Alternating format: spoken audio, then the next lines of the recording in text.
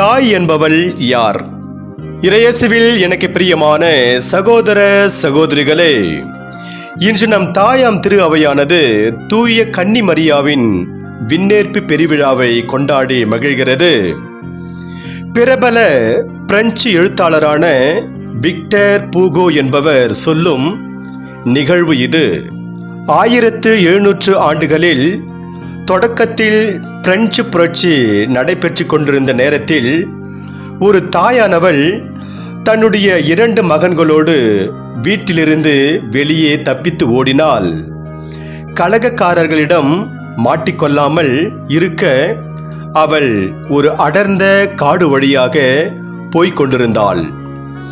2-3 நாட்களாக உணவு சாப்பாடு எதுவுமே இல்லாமல் அவள் கிடந்ததால் அவளும் அவளுடைய 2 மகன்களும் உடல் சரியில்லாமல் தளர்ந்து காணப்பட்டார்கள். அப்பொழுது அந்த வழியாக வந்த 2 இராணுவ வீரர்கள் அவர்களின் நிலைமையை கண்டு அவர்களுக்கு தங்களிடம் இருந்த ஒரு பெரிய ரொட்டி துண்டை எடுத்து கொடுத்தார்கள். உடனே அந்த தாயானவள் ரொட்டி துண்டை 2ஆக உடைத்து அதை தன்னுடைய மகன்களுக்கும் சாப்பிட கொடுத்தார். இதை பார்த்து ஆச்சரியப்பட்டு நின்று போன அந்த 2 இராணுவ வீரர்களில் ஒருவர், ஏன் இந்த தாய் இப்படி செய்கிறாள்? தனக்கு கிடைத்த அந்த ரொட்டி துண்டை தன்னுடைய பிள்ளைகளுக்கு கொடுத்துவிட்டு இவள் சாப்பிடாமல் இருக்கிறாளே, ஒருவேளை இவளுக்கு பசிக்கவில்லையா என்று கேட்டார். அதற்கு இன்னொரு இராணுவ வீரர் அவரிடம், அவளுக்கு பசிக்காமல் இருக்காது, தன்னுடைய பிள்ளைகள் இருவரும் நன்றாக சாப்பிட வேண்டும் என்பதற்காகவே அவள் இப்படி செய்கிறாள் என்றார்.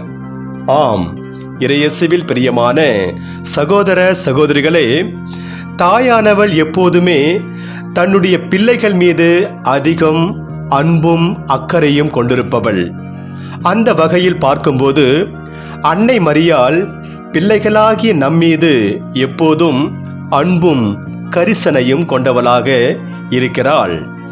இன்று திருச்சபையானது அன்னை மரியாளின் விண்ணேற்பு பெருவிழாவை கொண்டாடி மகிழ்கிறது.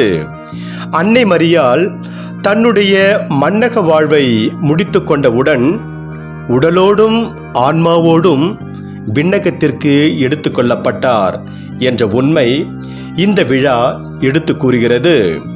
கிபி 4ஆம் நூற்றாண்டிலிருந்து கீழை திருச்சபையில் இவ்விழா டார்மிஷன் என்ற பெயரில், அதாவது அன்னை ஆண்டவரில் துயில் கொள்கிறாள் என்ற பெயரில் கொண்டாடப்பட்டு வருவதற்கான வரலாறு குறிப்புகள் இருக்கிறது. அதன் பிறகு 8ஆம் நூற்றாண்டை சார்ந்த யோவான் டமாசின் என்பவர் அன்னை மரியாள் ஆண்டவர் இயேசுவை பெற்றெடுப்பதன் பொருட்டு கருவிலே பாவக்கரையின்றி உதித்ததால் அவள் உடலோடும் ஆன்மாவோடும் விண்ணகத்திற்கு எடுத்து கொள்ளப்பட்டார் என்று கூறினார்.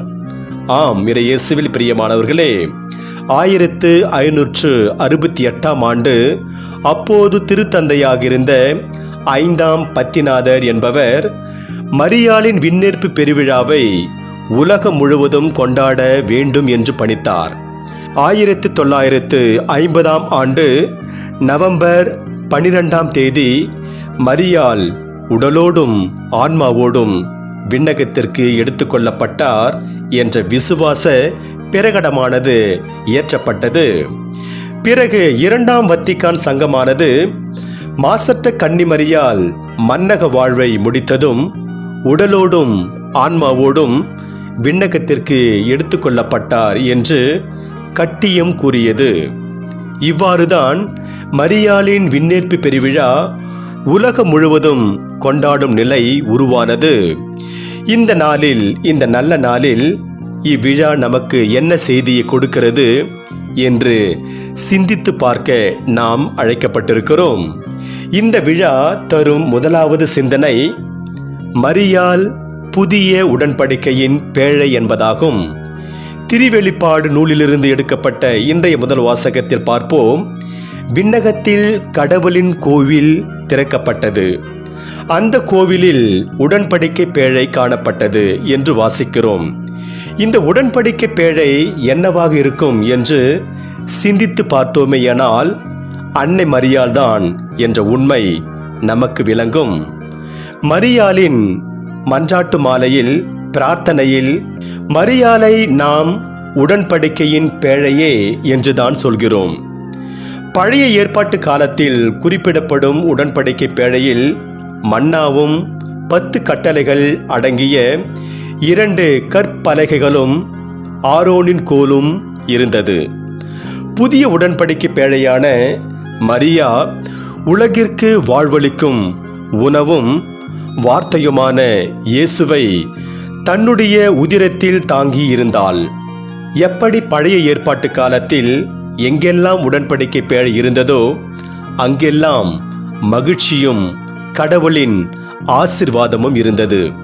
அதே போல்தான் புதிய உடன்படிக்கை பேழையான மரியாள் இருந்த இடத்தில் கடவுளின் ஆசீரும் மகிழ்ச்சியும் நிறைவாகியிருந்தது. எனவேதான் மரியாவை புதிய உடன்படிக்கை பேழை என்று சொல்வது மிகவும் பொருத்தமானதாக இருக்கிறது. இவ்விழா நமக்கு தரும் இரண்டாவது சிந்தனை என்னவென்றால், மரியாள் தேவையில் இருப்போருக்கு உதவி செய்பவளாக இருக்கிறாள். மரியாள் தூய ஆவியினால் கருவுற்று ஆண்டவர் இயேசுவை தன்னுடைய உதிரத்தில் தாங்கியிருக்கிறாள். அப்படிப்பட்ட தருணத்திலும் தன்னுடைய உறவுக்கார பெண்மணி எலிசபெத்து கருவுற்றிருக்கிறாள் என்பதை கேள்விப்பட்டு அவளுக்கு ஓடோடி சென்று உதவி செய்கிறாள். அவளுக்கு எல்லா விதமான உதவிகளையும் செய்து தருகிறாள். மரியாள் எப்போதும் தான் ஆண்டவரின் தாய், அதனால் தனக்கு மற்றவர் உதவி செய்ய வேண்டும் என்று நினைக்கவில்லை. அவள் தேவையில் இருப்பவர் யாராக இருந்தாலும் அவர்களுக்கு ஓடோடி சென்று உதவுவதுதான் லட்சியமாக கொண்டிருந்தாள். லட்சியமாகவும் வாழ்ந்து வந்தாள். அதனால்தான் கடவுள் அவருக்கு மேலான கொடைகளை வழங்கினார்.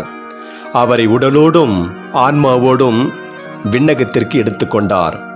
ஆகவே இறையேசுவில் பிரியமான சகோதர சகோதரிகளே, மரியாளின் விண்ணேற்பு பெருவிழாவை கொண்டாடும் நாமும் அன்னை மரியாவை உடன்படிக்கை பேழையாக, உடன்படிக்கையின் கடவுளின் பிரசன்னை மற்றவருக்கு தரும் கருவியாக வாழ்வோம். அதோடு மட்டுமல்லாமல் தேவையில் இருப்போருக்கு ஓடோடி சென்று உதவி செய்வோம். அப்போது நாம் அன்னையின் அன்பு பிள்ளைகளாக மாறுவோம். அன்னை தெரேசா தன்னுடைய வாழ்வில் நடந்ததாக குறிப்பிடும் நிகழ்வு இது.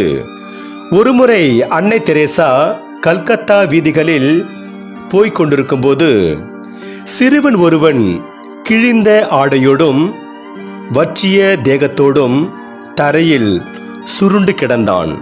இதை பார்த்த அன்னை தெரேசா அவனை தன் தோள் மேல் தூக்கி போட்டுக்கொண்டு தன்னுடைய இல்லத்திற்கு கொண்டு சென்றாள். அங்கே அவனுக்கு நல்ல உணவு கொடுத்து நல்ல துணி கொடுத்து அங்கேயே தங்க சொன்னாள். ஆனால் அந்த சிறுவனோ அங்கிருந்து தப்பித்து வெளியே ஓடிப்போனான். 2-3 நாட்கள் கழித்து அதே சிறுவன் அன்னை தெரேசா தெருவில் போகும்போது தரையில் சுருண்டு படுத்து கிடந்தான். உடனே அன்னை தெரேசானவள் அவனை மீண்டுமாக இல்லத்திற்கு தூக்கி வந்து பராமரித்து வந்தாள். இந்த முறை தன்னுடைய அருள் சகோதரிகளிடம், ஒருவேளை அவன் எங்கேயாவது ஓடிப்போனால் அவன் எங்கே போகிறான் என்று அவன் பின்னாடியே பாருங்கள், அவன் பின்னாடியே போங்கள் என்று கேட்டுக்கொண்டார். 2 நாட்கள் கழித்து அவன் வெளியே ஓடத் தொடங்கினான். ஏற்கனவே அன்னை தெரேசா சொன்னது போல அருட்சகோதரிகள் அவனுக்கு பின்னாடியே சென்றார்கள். அப்போது சிறுவன் ஒரு மரத்தடிக்கு கீழ் போய் நின்றான். அந்த மரத்தடியில் அழுக்கு துணியில் உடலெல்லாம் புண்ணாக இருந்த ஒரு பெண்மணி படுத்து கிடந்தாள். அவள் அவனுடைய தாய் போல இருந்தாள். இந்த வேளையில் சிறுவனை பின்தொடர்ந்து அவனுக்கு பின்னாடியே சென்ற அருட்சகோதரிகள் அவனிடம், எதற்காக வீட்டை விட்டு இப்படி அடிக்கடி ஓடி வந்து விடுகிறாய்? உனக்கு என்ன ஆனது என்று கேட்டார்கள். அதற்கு அந்த சிறுவன், எது என்னுடைய வீடு? அதுவா? நிச்சயமாக இல்லை, அதுவே கிடையாது. என்னுடைய தாய் இருக்கும் இந்த இடம்தான் என்னுடைய வீடு, மகிழ்ச்சியெல்லாம் என்று சொன்னான். இயேசுவில் எனக்கு பிரியமான சகோதர சகோதரிகளே, மரியா என்னும் விண்ணக தாயிருக்கும் இடம்தான் நமது மகிழ்ச்சி, நிம்மதியெல்லாம். ஆகவே மரியாளின் விண்ணேற்பு பெருவிழாவில் நாம் தாயோடு இருப்போம், தாயின் வழியில் நடப்போம். அதன் வழியாக இறையருளை நிறைவாக பெறுவோம். இறைவன் உங்கள் அனைவரையும் நிறைவாக ஆசீர்வதிப்பாராக. ஆமென்.